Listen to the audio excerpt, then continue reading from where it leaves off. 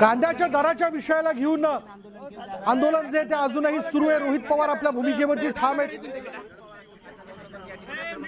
त्याचीच ही दृश्य आपण बघतोय। आमचे नेते कुठे आहेत सगळे? ताब्यात घेतले त्यांनी। आमच्या नेत्याकडे घेऊन चला, ते ॲम्ब्युलन्स आल्यामुळे आम्ही आता मदत केली इथं। हे काय आमच्यासाठी आणले का पाणी? टाकावं आम्हाला पाणी।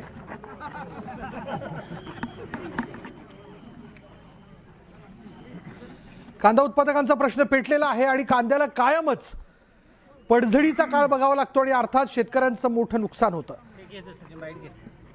कांद्याकरता जेवढा खर्च केला जातो त्यात हे नाशिकमध्ये हेच केलं, अगदी मूलभूत किंमतही मिळत नाही। आता मी आहे, देवदत्त भाऊ आहेत, आपले लंके भाऊ या ठिकाणी आमदार खासदार आहेत इकडे।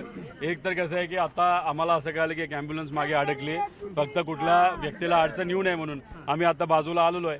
थोड्या वेळी ॲम्ब्युलन्स गेल्यानंतर परत आम्ही त्या ठिकाणी अडू। शेवटी कुठेतरी नेत्यांबरोबर ते तुम्ही त्या ठिकाणी आमचं बोलणं करून द्या, नाही तर 12 वाजलेले आहेत, कॅबिनेट चालू आहे, निर्णय तुम्ही त्या ठिकाणी घेऊन टाका, निर्णय घ्या, विषय संपवा। आता शेवटी बघा, आमचं एक जबाबदारी, आता इलेक्शन नसताना आम्ही का रस्त्यावर आलोय?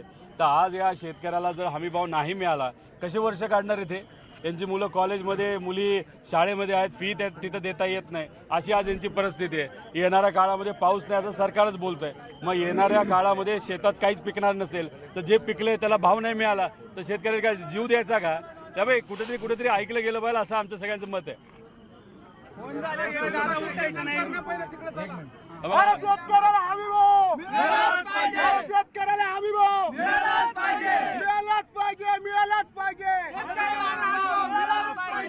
सरकारचं करायचं काय?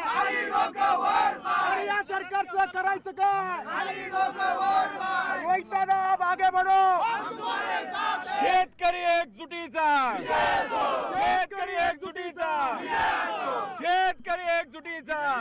कोण म्हणतो देत नाही? कोण म्हणतो देत नाही? कोण म्हणतो देत नाही? या सरकारचं करायचं काय? या सरकारचं करायचं काय? पोलीस कुठे? आम्ही फक्त ॲम्ब्युलन्ससाठी थांबलो होतो, आम्हाला कळलं ॲम्ब्युलन्स अडकलेली, कुठेही कोणाला अडचण येऊ नये, कारण शेवटी सामान्य लोक तिथं पण आहेत इथं पण आहेत, म्हणून काही प्रमाणात आम्हाला बाजूला आलेलो आहे। आम्ही आता तहसीलदारांना सांगितलेलं आहे की तुम्ही पणन मंत्री साहेबांबरोबर आमचं बोलणं करून द्या, कारण का नाशिकमध्ये चांदवडला जेव्हा आमचे आंदोलन झालं होतं त्यांनी शब्द दिला होता आम्ही हे करू, ते शब्द हवेत मिरला असेल तर मग आम्हाला कुठेतरी त्यांना जमिनी आणावं लागेल, विचारावं लागेल। नाही, हे अन्यायकारक आहे। आम्ही सुद्धा त्या पोलीस स्टेशनला त्या ठिकाणी जाणार आहोत। आता फक्त एकदा ॲम्ब्युलन्सेस गेल्या, परत एकदा मग आम्ही आंदोलन करण्याचा प्रयत्न करू। त्यामुळेच आम्ही पोलिसांना आणि इथं असलेल्या तहसीलदारांना सांगतोय की लवकरात लवकर त्या ठिकाणी निर्णय घ्या।